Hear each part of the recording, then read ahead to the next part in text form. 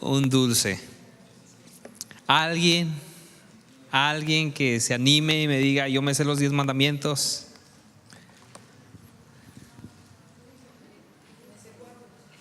¿Se sabe 4? Pues le voy a dar mordido el chocolate. Alguien, mire, regularmente nosotros pasamos por alto memorizar la palabra. Y el siguiente punto que yo quiero que tratemos ahorita, después de entender la importancia de la conciencia de la eternidad, es el siguiente.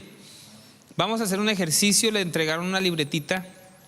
Vamos a poder poner el contador a 1 minuto, si me lo permiten, y vamos a escribir cada quien sin ver sus tarjetitas, obviamente, los mandamientos de los que se acuerde. ¿Sí? Así que arrancamos en 1 minuto. Le voy a dar una pista importante. El mandamiento de amarás a Dios por sobre todas las cosas no entra en los 10 mandamientos, ni el de amarás a tu prójimo como a ti mismo. Esos no están en el decálogo. En eso se resumen los 10 mandamientos, pero no están en el decálogo. Así que vamos viendo. Al que más mandamientos haya apuntado sin ver sus tarjetas, le doy un chocolate. Ya lo vi. 25 segundos. Ese es uno de ellos. Y si los apuntan en orden, mucho mejor. No les pido mucho, ¿verdad? Pero bueno, está bien.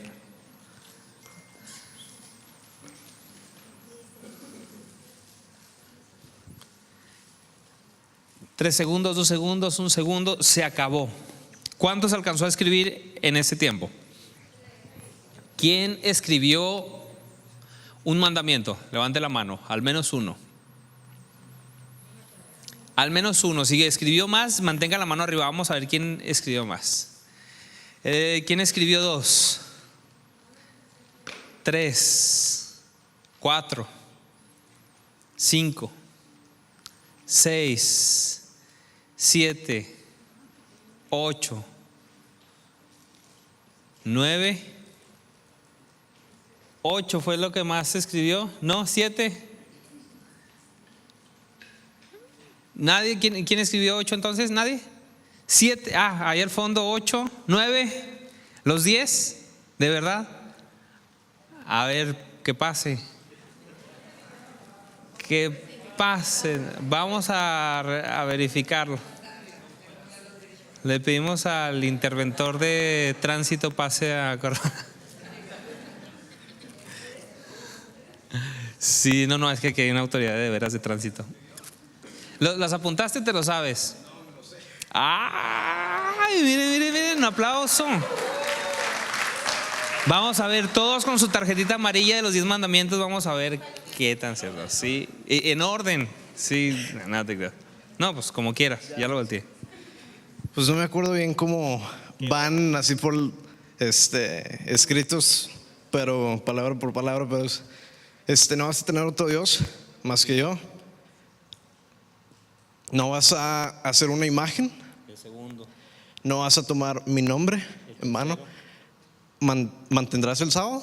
Honrarás el día de reposo, el cuarto.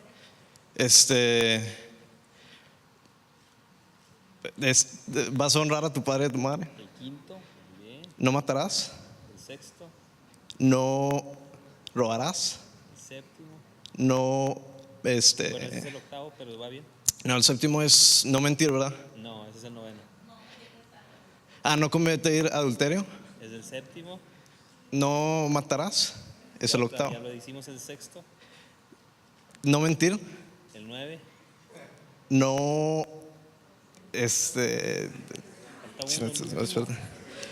no desearás, no covet, codiciar. Sí, Si son los 10. Es que estoy traduciendo aquí. Todos, porque nada más fuiste tú. Felicidades. Mire, ¿por qué te lo sabes? Vamos, ¿con qué razón? Mire, qué importante es entender que aunque la ley de Dios no nos salva, nunca fue el propósito de la ley salvarnos. Eso es algo importante de entender. En ocasiones creemos que la ley de Dios es maldición, y el apóstol Pablo dice: ¿qué pues diremos? ¿Que la ley, siendo buena, es maldición para nosotros? Nosotros lo hemos hecho maldición por nuestra desobediencia.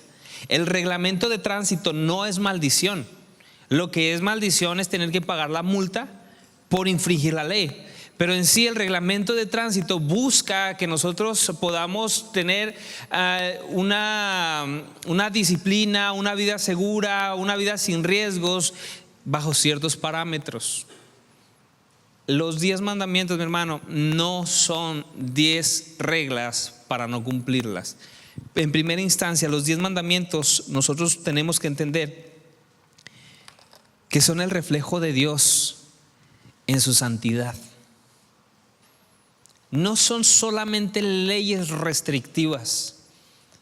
Es que cuando Dios estaba dando a Moisés los 10 mandamientos, le estaba revelando quién Él era en su santidad.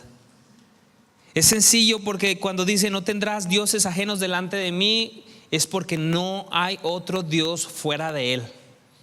Cuando Él dice: no te hagas ni imagen ni ninguna semejanza de lo que está en el cielo, en la tierra, ni debajo de la tierra, es porque Él nos ha dicho que Él se va a revelar a nosotros. Él va a tener una comunión íntima con nosotros.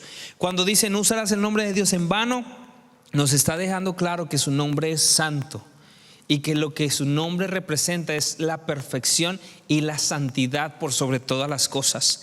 El cuarto mandamiento: honrarás el día del Señor, que en la ley de Moisés era el día sábado, es modificado. No queda en el día sábado. Ahora Cristo es la promesa de nuestro reposo. Aún así, cuando se da el cuarto mandamiento, Dios mismo pone el ejemplo: 6 días trabajarás, pero el séptimo descansarás. Era muy interesante ver cómo el sábado se tenía que guardar como día del reposo, y aunque el Señor les daba de comer día tras día maná del cielo, no podían almacenarlo para el día siguiente. Era una confianza continua de la promesa y provisión de Dios para su pueblo. Si usted guardaba maná del cielo para el día siguiente, se echaba a perder. Pero el viernes era el único día en el que el pueblo de Israel podía guardar maná para el día siguiente y no le pasaba nada. No es que Dios se canse, no es que Dios diga: ay, jole, qué grande me quedó Júpiter, qué bárbaro, me voy a tomar un día de reposo. Es sencillamente que Él nos estaba enseñando que tenemos que descansar y deleitarnos en Él. El quinto mandamiento nos dice: honrarás a tu padre y a tu madre. No dice si quieres, si se lo merecen, si fueron buenos contigo, si no te abandonaron. No, honrarás a tu padre y a tu madre para que los días de tu vida se alarguen. Hay ocasiones que la gente dice: es que yo no puedo hacer eso con mi papá por lo que me hizo. Pero si nosotros hemos llegado al conocimiento de Dios, tenemos que honrar aquello que representa el don de Dios de dar vida, aquello que nos ha dado. Aquellos padres que, por más malos que fueron el medio de Dios para traernos a este mundo y hoy tener comunión con Él. Sexto mandamiento: no matarás. Él no nada más nos está diciendo: eso es malo, eso es feo. Él nos está diciendo: yo soy el dador de vida, te he creado a mi imagen y semejanza. Y lo que el diablo ha hecho es atentar contra su creación más preciosa. Y cuando nosotros hacemos lo mismo, estamos atentando contra la creación de Dios. No cometerás adulterio, no porque tienes que aguantarte y tienes que ser fiel a una persona, sino porque yo soy fiel para contigo. No robarás, porque no hay nada, absolutamente nada, que yo no te pueda dar. No mentirás, porque yo soy verdad, que tú sí seas sí y tú no seas no. En Él no hay verdad, Él es la verdad. Y por último, no codiciarás. No codiciarás, porque yo voy a ser tu satisfacción en todo. ¿Se fija? No estamos hablando de leyes que hay que cumplir, estamos hablando de el reflejo de la santidad de Dios. Primera de Juan 3:4 dice que el pecado es la infracción de la ley. Primera de Juan 3:4. Todo aquel que peca infringe la ley, porque el pecado es la infracción de la ley. Y cuando nosotros pecamos, hermano, nos rebelamos en contra de Dios. Ahora la pregunta es, ¿la gente en el mundo sabe que es pecadora? Todos somos pecadores, dice la gente, ¿cierto? Todos somos pecadores. Yo creo que ninguno de nosotros tendríamos algún problema en que si algún día se le ocurre al pastor decirnos, tráiganse una playera que diga pecador, nos la pondríamos. Algunos hasta con orgullo, ¿verdad? ¿Batallaría usted para ponerse una playera? No. ¿Se animaría a ponérsela? Sí. Algunos y otros no. ¿Por qué no? Digo, ¿por qué no batallaría? Más bien. Porque es la verdad. Reconocemos que pecamos. No que permanecemos en ese estado, pero que somos pecadores por naturaleza. Pero ¿qué pasa, hermano?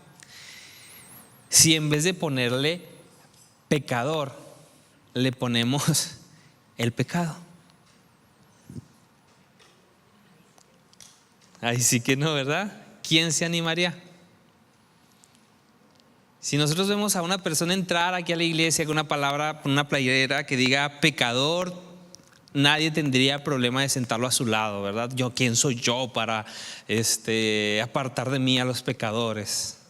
Pero si viene con el nombre del pecado así en grande, violador, asesino, adúltero, mentiroso, idólatra, parricida, lujurioso o ladrón, ¿quién de nosotros la pensaría dos veces antes de sentarlo a un lado de nosotros, o de nuestros hijos, o de nuestro esposo o nuestra esposa?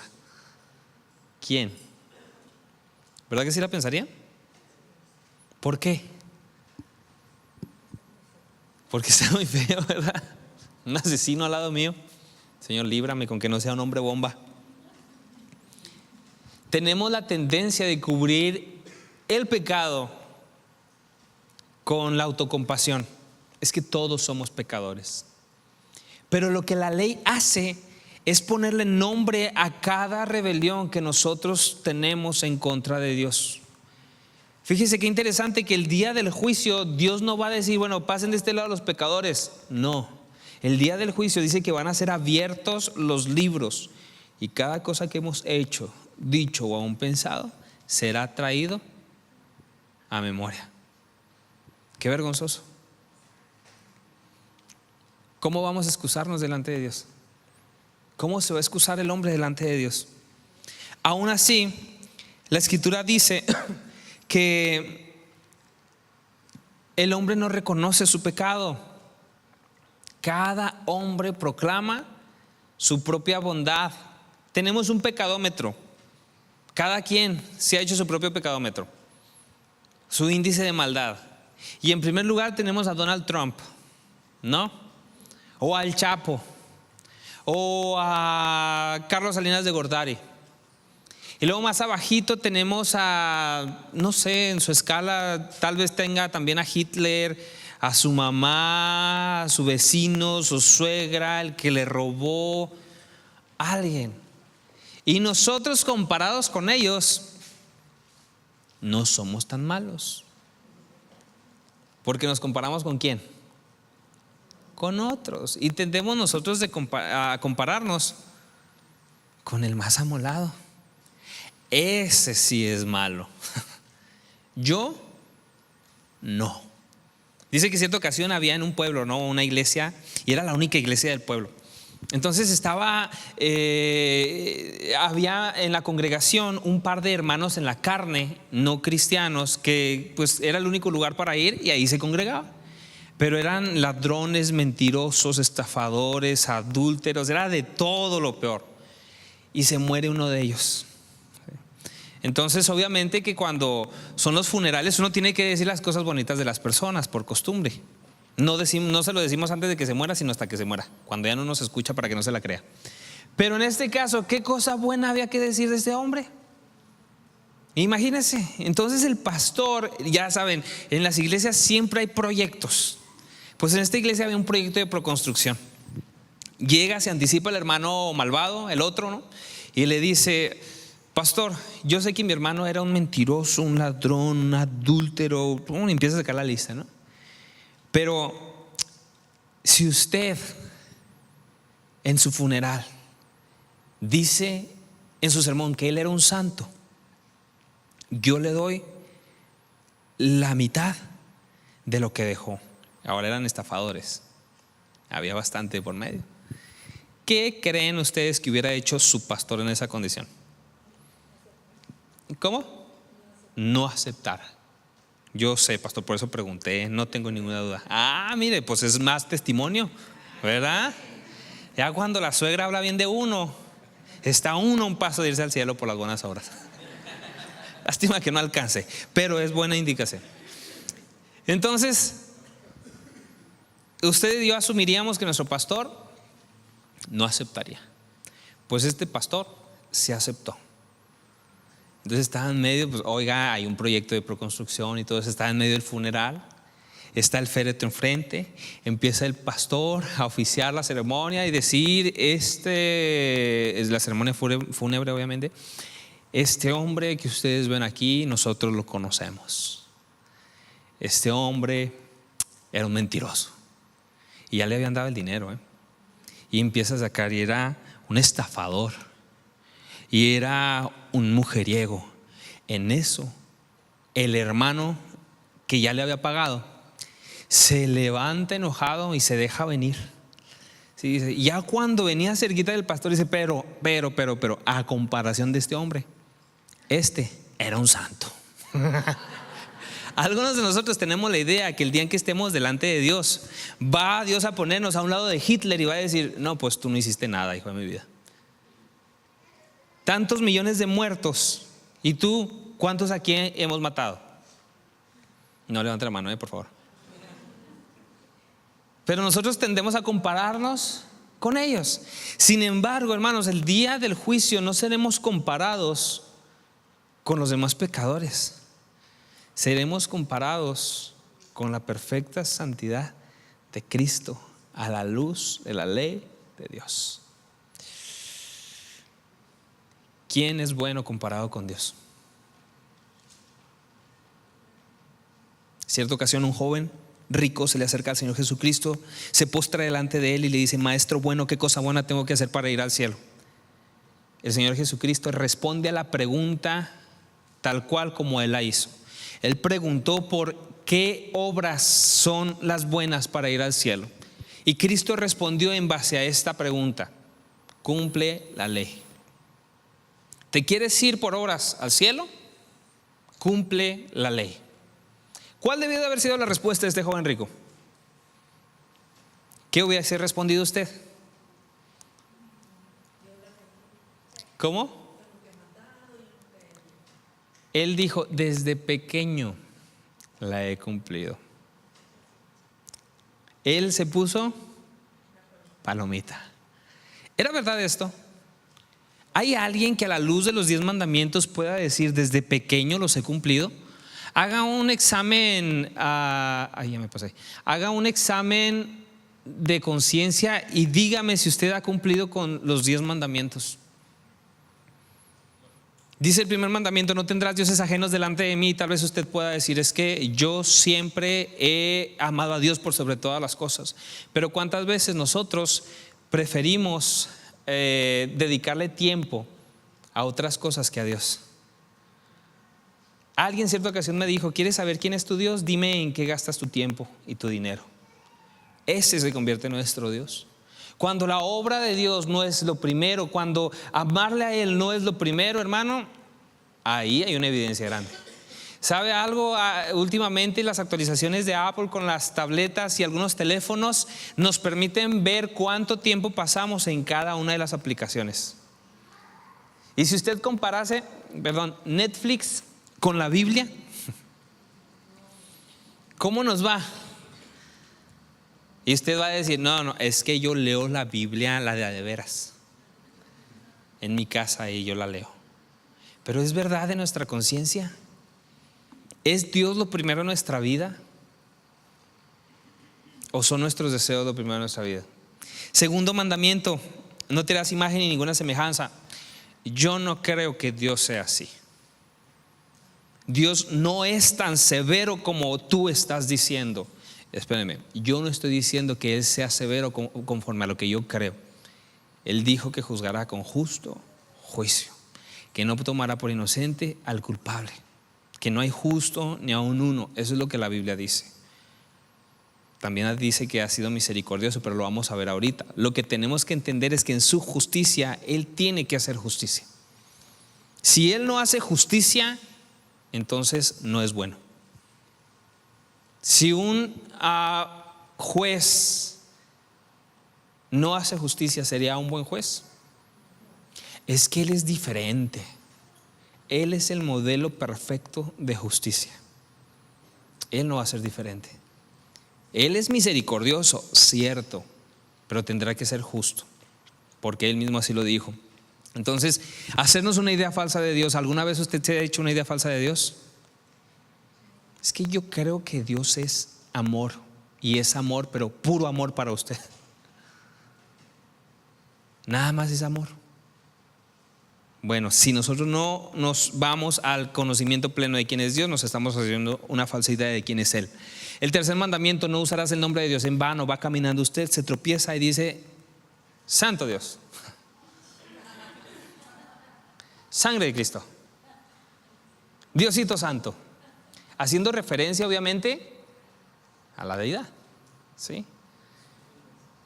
¿Cómo? No te escuché. Jesús 1000 veces. No lo había escuchado, pero imagínate si una. No. ¿Por qué cuando usted va caminando y se tropieza no grita: ¡ay, licuadora! Un choque, santísimo tostador. ¿Cómo lo vería la gente a usted? Cada cosa tiene un propósito, y esas palabras tienen un propósito, hermano. El nombre de Dios tiene un propósito: que sea exaltado en todas las naciones. No podemos utilizar el nombre de Dios porque sea común y aceptado como si fuera correcto. El hecho de que sea común no significa que sea correcto. Y en ocasiones, hermano, también nos pasa cuando estamos en la adoración, que estamos cantando sin conciencia, que estamos nosotros pensando en el partido Tigres Rayados y cantando: yo te doy gloria, gloria a ti, Jesús, pero en automático. Si no estamos usando el nombre de Dios para exaltarlo, para adorarlo, hermano, tengamos cuidado. Sigue siendo santo su nombre. En el Antiguo Testamento, hermano, para escribir los vocablos referentes al nombre de Dios, era necesario que el escritor sagrado se purificara 7 veces antes de escribirlo una sola vez. No es, hermano, que había una regadera ahí para los escribas, hermano, porque esto era también para transcribir. No era que había una regadera y 1, 2, no, ritual de purificación, porque el nombre de Dios es santo. Tan así es, hermano, que hasta el día de hoy no nos ponemos de acuerdo entre si es Jehová, Yahweh. ¿Por qué? Porque no se tomaban las vocales entre consonante y consonante. Entonces, en la tradición verbal ya se perdió de alguna manera cuál era la pronunciación correcta o más apegada. Hay teorías, pero hasta ahorita pues nada 100% que uno diga no es falible esto. Igual, aunque se encontrara, ese no es el punto. El punto es que el nombre de Dios es santo. Tercer mandamiento, cuarto mandamiento: honrarás el día del Señor. Ya le expliqué un poco de eso, ¿no? ¿Cuántos de ustedes dedican un día al Señor? No estoy hablando, hermano, de que nos quedemos tirados todo el día en la cama, ¿verdad? Que ganas no nos faltan. Pero Cuando hablamos del día de reposo, algunos decimos es que eso ya fue porque nuestro reposo ha sido en Cristo. Es verdad, ahora nuestro reposo está en Cristo, pero en verdad nosotros estamos reposando y descansando en Él. ¿Cuántos vienen el domingo y dicen, Señor, hoy es tu día? Y nada más se pasa tantito el pastor y Señor, ya se te acabó tu día de 2 horas. No, que no se alargue la alabanza porque yo traigo aquí todo cronometrado. Tengo que irme y no hay paz en nosotros porque estamos afanados en nuestro quehacer. El profeta Isaías dice: si retuvieres tu pie de hacer tu propia voluntad en el día santo del Señor, entonces te deleitarás en Él. No sé si a usted le ha tocado salir de vacaciones o a algún lugar que va con una persona que no descansa. Y no que no descansa porque le gusta pasearse, sino que no descansa porque va de vacaciones y está trabajando. ¿Sí le ha pasado? ¿Cómo se siente usted? Atado, frustrado. Estamos en otro lugar, pero no estamos en ese lugar. ¿Cuántas veces venimos a la iglesia? Estamos en este lugar, pero nada más de cuerpo. Nuestro corazón y nuestra mente está en nuestras preocupaciones, en nuestros afanes. 5º mandamiento: honrarás a tu padre y a tu madre. Ya lo expliqué. Algunos decimos, no, eso es para los niños. No dice hasta que te vayas de su casa. La honra a nuestros padres tiene que ser continua. Tan importante era mandamiento en el Antiguo Testamento que aquel hijo que deshonraba a sus padres faltándole al respeto merecía la pena de muerte. Y hoy en día, hermanos, se nos hace tan fácil como hijos renegar de nuestros padres. Es que ya está viejito, es que ya chochea, decimos, ya no entiende razones, es como un niño, cuando la Escritura nos insta a que les honremos. Y algunos los hemos olvidado en un asilo de ancianos. Los hemos olvidado en nuestra indiferencia. Porque es que no somos muy compatibles, no congeniamos. No te está preguntando Dios si congenias o no con tu padre o tu madre. Él es el modelo de vida que Dios nos ha dejado como seres humanos. 6º mandamiento: no matarás. Ay, qué alivio, no he matado. Ese sí está feo, ese sí está malo, Y el Señor Jesucristo dice en el Sermón del Monte, habéis escuchado, no matarás, pero yo les digo, cualquiera que ofende a su hermano, le dice tonto, le dice fato, le dice estúpido, cualquier palabra que sea ofensiva en contra de él, el tal ya cometió asesinato en su corazón. Y aquel que guarda rencor en su corazón en contra de otras personas, dice la Escritura, que también ha matado en su corazón. ¿A quién odia? Cuando ven en la calle y les pregunto, ¿alguna vez has matado? Y es como si los tuviera uno sumergidos dentro de un tambo con agua. Y cuando ven el 6º mandamiento, ese no, ese sí, yo no he matado a nadie. Nomás nos hemos peleado con él, ¿verdad? Sí, pero nada más. Y no hemos pasado de decirle alguna que otra cosa y tal vez un que otro golpe, pero todo hasta ahí. Sí, todo hasta ahí. Bueno, Jesús dijo esto. 7º mandamiento, muy parecido: no cometerás adulterio. No, yo soy fiel. Cualquiera que codicia, una mujer, un hombre, quien es su cónyuge, el tal está adulterando en su corazón. Cristo no vino a abrogar la ley, a eliminarla. De hecho, para que Cristo pudiese ser llamado justo, tuvo que cumplirla a la perfección. Si la muerte de Cristo por sí sola fuese suficiente, a los 2 años pudo haber muerto, ¿sí?, sin ningún problema, y todos hubiésemos sido salvos. Pero tenía que ser declarado justo, tentado en todo, mas nunca hubo pecado en él. Justo, el justo por los injustos. Cristo fue perfecto en el cumplimiento de la ley. ¿Usted y yo? No. El 8º mandamiento: no robarás. Yo no robo.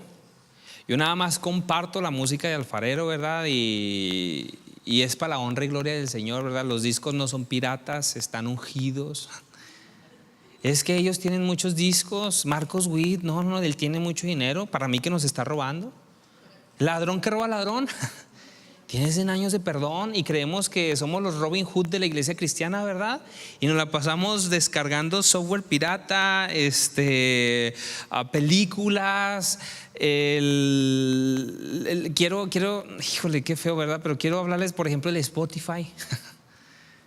Cuando compartimos nuestra clave de Spotify, específicamente hablo de este medio porque el otro día yo quería hacer una cuenta familiar y dije, ahí meto a mi papá, estoy yo, mi hermano. No es diferente a la de Netflix, porque la de Netflix, hasta donde yo sé, no tiene esa restricción, pero la de Spotify sí.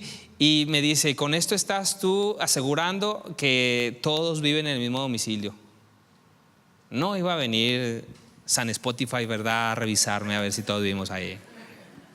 No sé quién sea el dueño. Y yo estoy a punto de ponerle que sí, pero no era verdad. Imagínense a Cristo caminando por el mar de Galilea con su reproductor de música pirata.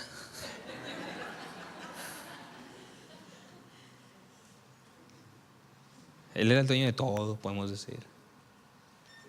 ¿Qué ejemplo vamos a tener cuando la Escritura dice que vamos de gloria en gloria y cada día somos más parecidos a Cristo? ¿En qué somos más parecidos a Cristo? ¿En ser nosotros Dios? ¿En divinidad? No. Somos parecidos a Él en santidad. Y lo que hizo a Dios, a Cristo santo en justicia, es el cumplimiento de esa ley. Nunca la ley fue dada para que nosotros por medio de ella llegásemos a Dios, nunca. Sino que la ley fue dada a nuestros corazones para que toda boca se cierre, Romanos 3:19, para que todos comparezcamos delante de Él y reconozcamos nuestra condición, para que no haya ni uno solo que pueda jactarse de decir yo merezco ir al cielo. No hay justo ni aún uno. Todos pecaron, todos se desviaron a una. Todos hemos violado la ley de Dios. Y cuando nos paramos delante de su santidad, ¿quién podrá declararse justo? Noveno mandamiento: no mentirás. Ya voy llegando, pastor. ¿A dónde, oveja? No decimos a la puerta. Se atravesó el tren. Bueno, aquí no sé si pasa el tren por la ciudad. Sí, pero usted ni siquiera vive por donde pasa el tren y se atravesó el tren. Bueno, aquí sí les creo lo del tráfico, está terrible. Pero si también no se viene temprano, pues entonces no hay justificación. No me di cuenta. Preferimos, hermanos, quedar bien con la gente diciendo una mentira y quedar mal con Dios por no decir la verdad. ¿Dónde está entonces nuestra prioridad? Que tú sí sea sí y tu no sea no. Entonces, si a mi esposa se le ve feo un vestido, ¿le tengo que decir que se le ve feo cuando me pregunte? ¿Hay formas de decir la verdad? ¿Cómo se me ve el vestido? Pues si te sientes a gusto con él, está bien. Pero mujeres, por favor, no insistan, ¿ok? No hagan preguntas de las cuales no quieren escuchar la respuesta. No, dime si se ve bonito o se ve feo. Si tú te sientes bien, te ves bien. No, dime tú. Ándale, gordo, ¿me veo bien o me veo fea? Te ves feo. Ay, tú siempre, nunca estás contento. No les damos gusto, hermanas. ¿Qué pasó? No insistan. Igual varones, aunque a los varones nos importa muy poco, ¿verdad? ¿Y qué? Así me quiero ir. Así somos los hombres, perdón. Y 10º mandamiento: no codiciarás. Cuando nos duele ver que nuestro hermano es bendecido y nosotros cuestionamos a Dios por qué él sí y yo no. Cuando en vez de alegrarnos por la bendición de alguien nos entristecemos, eso es codiciar. Los primeros 4 mandamientos son en nuestra relación directa, nosotros y Dios. Los siguientes 6 mandamientos son nosotros y nuestro prójimo. Por eso digo, amarás a Dios por sobre todas las cosas y a tu prójimo como a ti mismo. Pero la ley, ya no estamos bajo la ley, ya no estamos bajo el juicio de la ley, los que estamos en Cristo.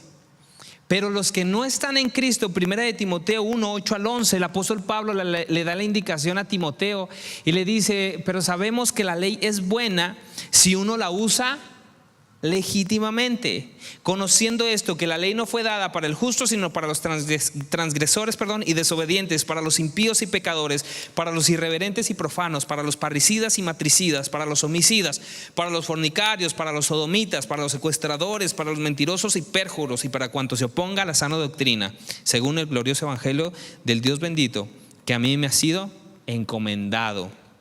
¿Es mala la ley? ¿Es malo creer que nos vamos a ir al cielo por cumplir la ley? Eso sí es malo. Es creer que nuestra justicia es mayor que la justicia de Cristo. Imposible. Pero si la ley nos lleva a los pies de la cruz, que es el propósito, entonces debemos de nosotros ayudar a la gente a reconocer su condición en base a la ley. Ahorita vamos a ver la práctica sencillita.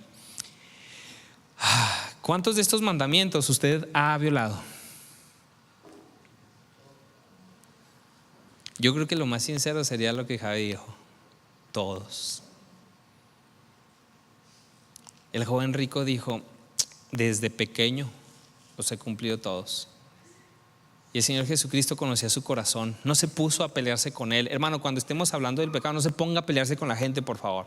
Sí, cómo no, si tienes cara de asesino, no, nada, deje que estas personas sean redargüidas por el Espíritu Santo, no acusadas por nuestra boca.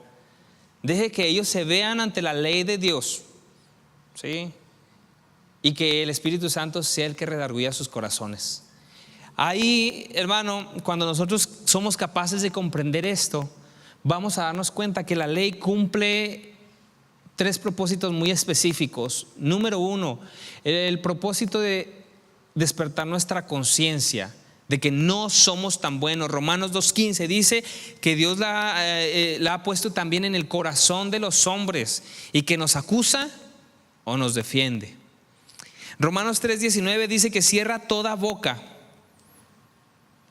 ¿sí?, para que todos queden bajo el juicio de Dios. Y Gálatas 3:24, el apóstol Pablo dice: vino pues a ser la ley la guía que me llevó a Cristo. ¿Cómo la ley nos puede llevar a Cristo? ¿Es posible esto?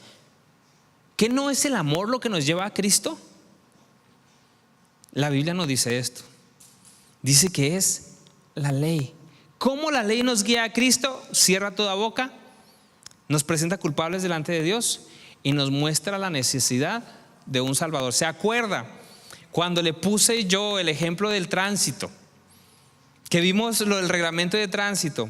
Fue hasta que nosotros nos dimos cuenta de que los hemos roto el reglamento de tránsito y que íbamos a ser llamados un día a comparecer ante el juez, que pensamos en: necesito un abogado. ¿Sabe algo? Cristo es el perfecto abogado. Si alguno hubiese pecado,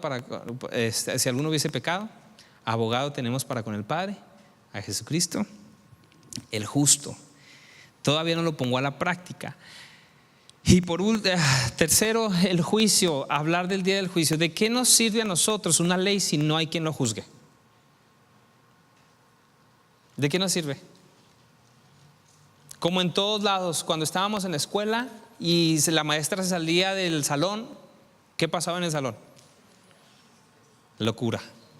Pero cuando volvía la maestra, cuando los papás se salían del cuarto, pero cuando volvían, todos tranquilitos. Cuando los pastores se salen y vuelven, dice: ¿qué pasó aquí? Cuando el gato no está en casa, los ratones hacen fiesta. El juicio, un hecho inminente en el cual todos tendremos que comparecer delante de Dios. Está establecido para todos los hombres que mueran una sola vez, y después de esto, el juicio. Ahora usted tiene su hojita, espero y haya estado respondiendo. Pregunta 2, ¿te consideras una buena persona? Ahorita voy a hacer el ejemplo y vamos a apuntar ahí las respuestas probables ya para pasar inmediatamente con mi esposa, que es el taller de la cruz, el más importante, y que tengamos el conocimiento necesario para compartir el evangelio. Cuando hablamos del juicio, hermano, nos ponemos nosotros delante de Dios a ellos, les anticipamos el día del juicio. Sin embargo, nosotros tenemos que tener cuidado aquí de no ser nosotros los jueces. Nosotros no juzgamos a nadie. El juicio es de Dios. Él es el juez. Nosotros no.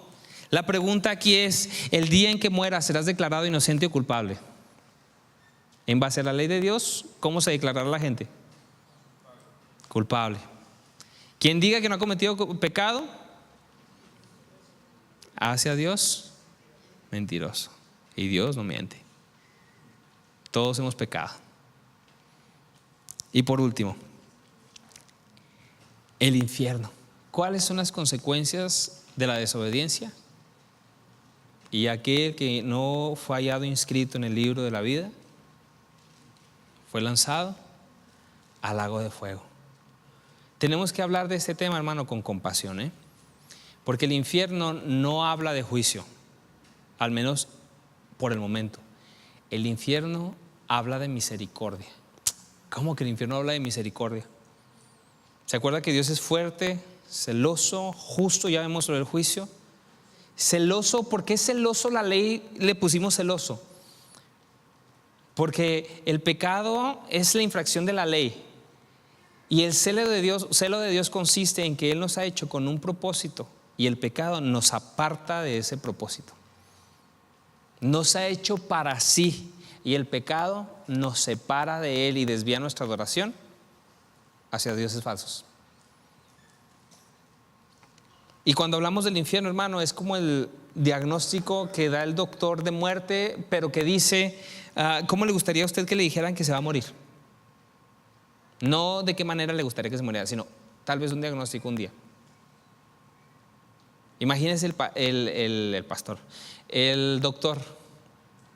Si usted se está muriendo, algo le entró una bacteria come carne de su último viaje al África que hizo, y el doctor le tiene que dar la mala noticia. Y el doctor no sabe cómo darle la mala noticia y dice: ya sé, voy a hacerle una fiesta aquí en el consultorio. Cuando llegue, que encuentre a todos sus seres queridos y comida favorita.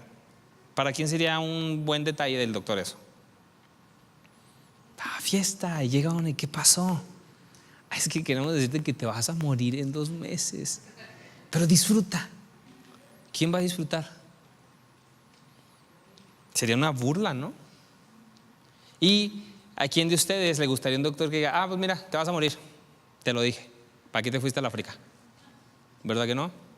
Pero si nos topamos con un doctor compasivo que nos dé el diagnóstico y nos hable de la respuesta, vamos a valorar eso. Nosotros tenemos que hablar del infierno, hermano, con compasión, porque es el lugar eterno para aquellos que rechacen el evangelio.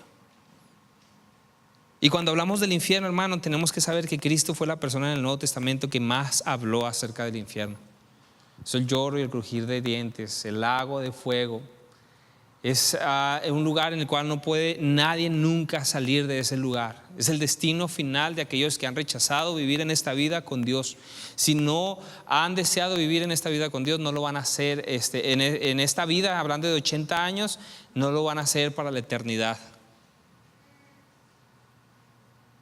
Y cuando hablamos del infierno, hay diferentes teorías, algunos que dicen que no es literal, que es literal, que, mire, yo no sé. Yo en mi convicción, yo creo que es literal el infierno, pero creo que el sufrimiento de las llamas de fuego va a ser una parte importante, mas no va a ser el centro de esto. Yo creo que el verdadero dolor de aquellos que estén en el infierno, aparte de estar ardiendo eternamente ahí, va a ser la separación eterna de Dios. Hermanos, ustedes y yo no sabemos lo que es en realidad la separación eterna de Dios todavía. Aunque el pecado ha hecho enemistad entre nosotros y Dios, Él ha sido misericordioso, porque no nos ha dado lo que merecemos. ¿Cuándo merecíamos el infierno? ¿Cuándo merecemos el infierno? ¿El día del juicio o ya? el alma que pecare, el día que tú comas de este árbol, ciertamente perecerás. Y murieron. Entró la muerte natural. Hubo una separación espiritual, pero Dios tuvo misericordia. Dios ha tenido misericordia de nosotros. Ahora la pregunta clave aquí para saber si una persona en verdad está entendiendo la necesidad de un Salvador: ¿qué piensas hacer para librarte de este castigo que ya te mereces? ¿Cuál es la respuesta, mis hermanos? Alguien dígame. Creer en Cristo, arrepentimiento, ser imagen de Jesús. ¿Cómo? Ok, esas son preguntas cristianas correctas, pero ¿qué responde la gente allá afuera? Portarme bien. Ya me voy a portar bien. ¿En verdad podemos portarnos bien cuando la Biblia dice que somos esclavos del pecado? Ahora imagínense que se porta bien. Vamos a hacer un simulacro. Tome las tarjetas y ahora sí, hemos terminado esta parte. Pregúntele al que está a su lado, una por una de las tarjetas, y vamos a ver cómo actúa esto. Ahora, el de la izquierda evangelice al de la derecha. El de la derecha, pónganse en término medio, si no se vaya a poner, porque a veces se ponen difíciles y se ponen así como una mezcla entre ateo, judío ortodoxo, mormón, y no, eso no es real, no pasa, salvo que ya sea necio y no quiera. Pero pregúntele al que está a su lado la tarjeta número 1, la de cielo e infierno: ¿cuántas personas crees que irán al cielo? ¿Muchas o pocas? Ya, elija si es testigo, si es mormón, si es ateo, si es católico, si es cristino. Elija, busque a alguien, no se quede sin practicar. Mire, si usted no lo hace aquí, que conoce que no le van a responder de una manera complicada, entonces no lo va a hacer en la calle o con sus familiares. Así que hágalo aquí.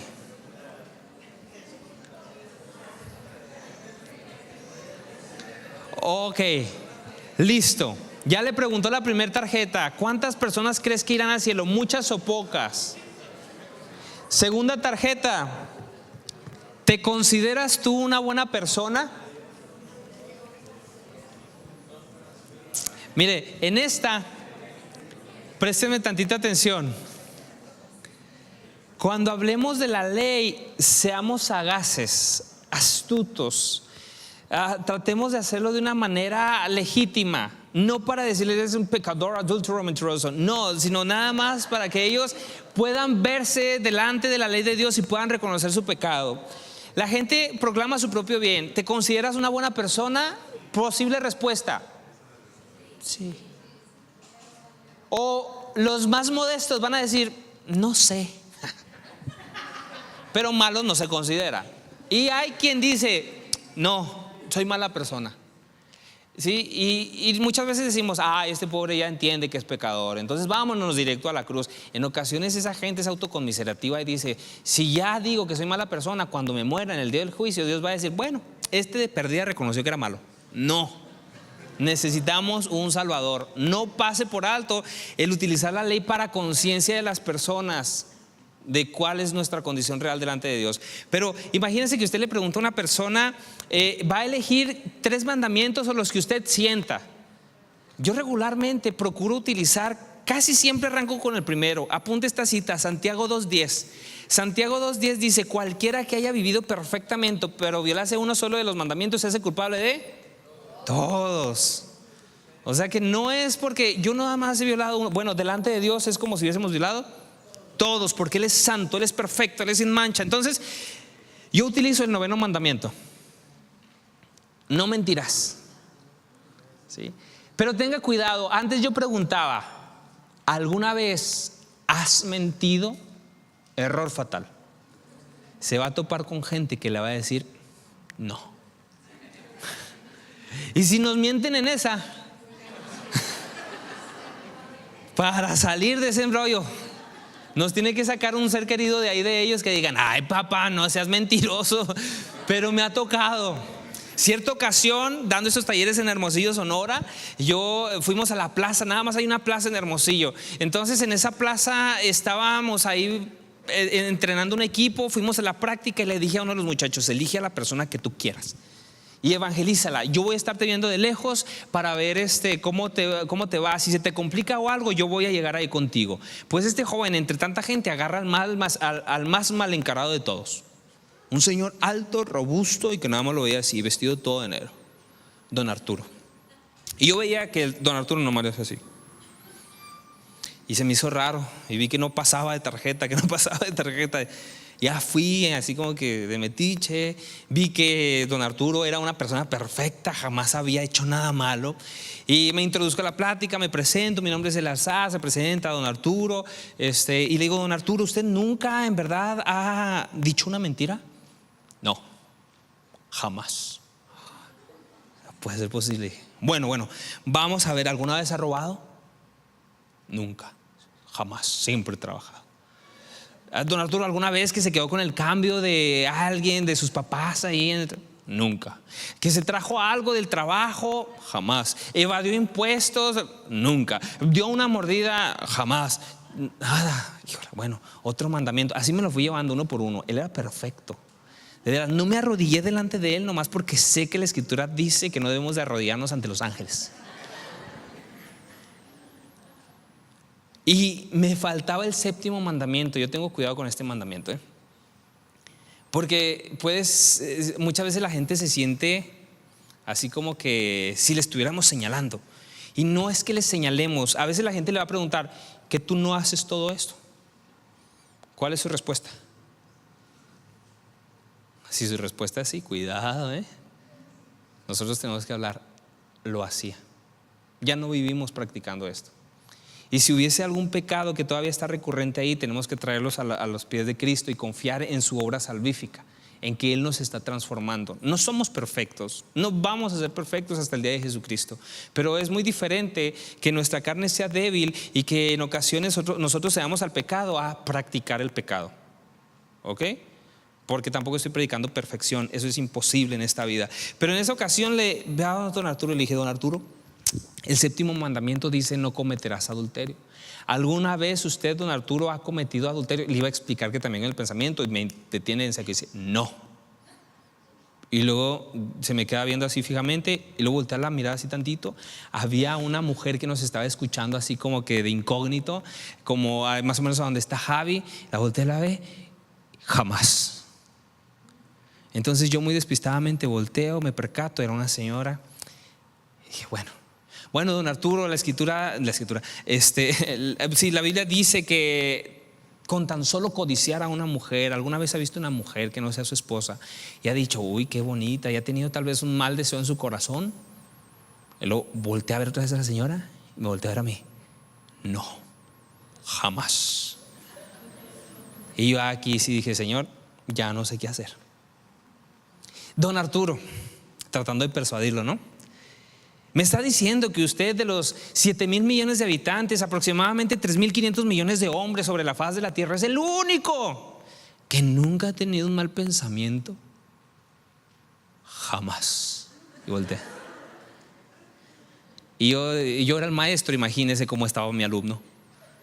En eso, la señora que estaba escuchando voltea, porque estaba como que de espaldas escuchando, y le dice: ah, no, Arturo. Y se me deja venir, ¿no? Y él me dice: préstame esas tarjetas. Y las agarra y luego las ve. Y llega a los 10 mandamientos y le dice: apúntele el 9. Apúntele el 9, mijo. El de no mentirás, Arturo. Tú estás mintiendo, Arturo. No te creo que nunca, ni una sola vez hayas codiciado a una mujer. Y apúntele el 7, el del adulterio. Y yo me quedé así: ¿qué está pasando? Era doña Lupita, su esposa. Y se presenta ahí doña Lupita y don Arturo callado, así viéndome con cara de muérete. Gracias a Dios por la intervención de doña Lupita, que me permitió seguir con vida. Y yo dije: no puede ser. Bueno, ya dije, me sentía como en la última cena, ¿no? Bueno, doña Lupita, ¿usted cuántas personas cree que ir al cielo? Llegamos a los 10 mandamientos. Reconoce su pecado. Y doña Lupita, el día en que usted muera, ¿a dónde irá? ¿Al cielo o al infierno? Al infierno. Doña Lupita, ¿usted sabe qué es el infierno? Pues que es un lugar de tortura. Cristo dijo que era un lugar de lloro y el crujir de dientes y que nadie podrá salir de ahí. ¿Se ha quemado alguna vez, doña Lupita? Sí. ¿Soportaría ese dolor en todo su cuerpo durante un minuto? No. Entonces, doña Lupita, ¿qué piensa hacer? No sé. ¿Qué puedo hacer? Luego preguntó doña Lupita. Y le empiezo a hablar del evangelio de Jesucristo. Aquel que llevó nuestro castigo, tomó nuestro lugar, pagó nuestra deuda. Y al final termino con doña Lupita llorando y le digo, doña Lupita, ¿usted quiere reconciliarse con Dios ahora? Y dice, sí, quiero orar. Y don Arturo así dije, nomás no cierre los ojos, doña Lupita. No le quite la mirada a don Arturo, por favor. Estaba ahí llorando. Esta mujer le pidió perdón a Dios en público, en una plaza concurrida. Le dio gracias a Cristo porque era su Salvador y porque había una esperanza para su vida de ahora en adelante. Y al final, mire, sin ser cristiana, sin conocer el evangelio, ella empezó a orar por mí. Y dijo, Dios, yo te pido que lleves a este joven a más lugares para que más gente entienda lo que yo acabo de entender ahora. Pues ya estábamos dos llorando, ¿verdad? Que me mate si quiere, dígale. Pero qué bueno que ya intercedió por mí doña Lupita. ¿Oíste eso, Arturo? A más lugares, no me mates aquí. Acabamos, me dice, ¿a qué iglesia vas? O sea, y yo decía, ¿por qué no me preguntan eso cuando yo voy en Chihuahua, hombre? Cuando me preguntan, ¿y cuántos van a tu iglesia? No, pues tengo una amiga aquí en Hermosillo, se la presenté y todo. Al final se despide de mí, me da un abrazo muy afectuoso y don Arturo no se movía. Entonces hay que morir por el evangelio, pero hay que ser astutos, ¿verdad? Hay que morir por la razón correcta. Yo me puse así de pisa y corre, y luego dije, aquí me zafo. Me da la mano don Arturo, me aprieta y me jala. En ese transcurso dije, Padre, en tus manos encomiendo mi espíritu. Señor, me jala y me abraza bien fuerte y me dice, gracias por haberme ayudado a entender esto. Yo no sabía qué había pasado ahí. Yo dije, me morí, desperté, ¿está respirando? No digo ángeles. Y me fui. Hermano, hablar el diagnóstico al corazón de los hombres con compasión y de parte de Dios para que se reconcilien con Él es el mensaje que Cristo Jesús anunciaba desde el principio. Arrepentíos. El arrepentimiento es un cambio de mentalidad. Dios no era como yo creía. Él es santo, Él es justo, Él es perfecto y yo me he rebelado en contra de Él. Al final, nuestra misión en esta tarjeta es sencilla: portarme bien. No es por obras para que nadie se gloríe. Pero es que si yo le pido perdón a Dios, bueno, imagínate, siempre pongo eventos muy catastróficos, ¿verdad? Que yo mato a un ser familiar, a un ser querido tuyo y le digo al juez, señor juez, perdóname, de verdad, yo maté imagínate, ¿no, Javi? Que yo diga que yo maté a Pablito. Y hasta los suegros van así, digo, tus papás así como, ¿cómo? Y yo voy con el juez y le digo, señor juez, perdóneme, yo maté a Pablito, y lo hago con saña y lo hago de la peor manera. Y el juez me dice, está bien, te dejo ir. ¿Sería un juez justo? ¿Sería un juez bueno? ¿Por qué pensamos que venir delante de Dios y decirle, Dios, perdóname, va a ser suficiente? No podemos separar el arrepentimiento de la fe. El arrepentimiento y la fe es como una moneda. Tiene dos caras, pero van en una sola. El arrepentimiento es reconocer nuestra maldad y nuestra incapacidad delante de Dios por librarnos en nuestros propios medios del castigo que merecemos. Pero la fe consiste en confiar en que aquel que nos amó vino y pagó nuestra deuda. El juez no me podía dejar salir impune por mi pecado, pero su hijo vino a pagar mi deuda. Cuando las personas están aquí en el infierno y usted le dice, no es por obras, es por pedir perdón, no nada más por pedir perdón, es por creer en Jesús. Los demonios también creen en Dios y tiemblan, ellos de perdida tiemblan. Entonces, ¿cuál cree usted que va a ser la pregunta más lógica que se van a presentar ellos a sí mismos o a nosotros? Si nada de lo que ellos quieren hacer los puede llevar al cielo, ¿qué pregunta van a hacer? Entonces, ¿qué tengo que hacer? Mira qué buena pregunta. ¿Se acuerda quién preguntó esto? El carcelero de Filipos. Queremos que nuestro evangelismo sea efectivo. Ellos tienen que reconocer que necesitan a un Salvador. El Señor Jesucristo dijo: yo no vine a con los que están enfermos o con los que se creen que están enfermos, sanos, sino yo vine a los enfermos. Aquel que reconoce. El arrepentimiento es una humillación delante de Dios y un profundo dolor por haberle ofendido. Y cuando estamos en ese estado de sumisión y de desesperanza, al decir me merezco esto, le decimos: pero te tengo una buena noticia. ¿Tiene sentido ahora el evangelio? ¿Es Cristo ahora una buena noticia? ¿Una buena o una muy buena? Buenísima noticia. ¿Vale la pena escuchar?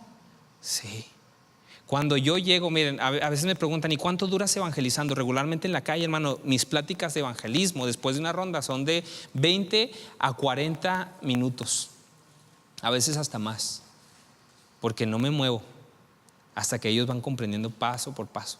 Y a veces traen prisa, pero llegamos al punto de la condenación y le digo: te tengo una buena noticia, se quedan. ¿Sí? Hermano, ¿acabamos aquí el taller o les platicamos la buena noticia? Sácanos del infierno, ¿no? Dicen algunos. A continuación, mi esposa nos va a guiar por la última tarjeta, la parte 2 de la hoja. Hemos visto que cada tarjeta nos representa un aspecto fundamental de quién es Dios, como fuerte, como celoso, como justo y como misericordioso. El infierno habla de misericordia.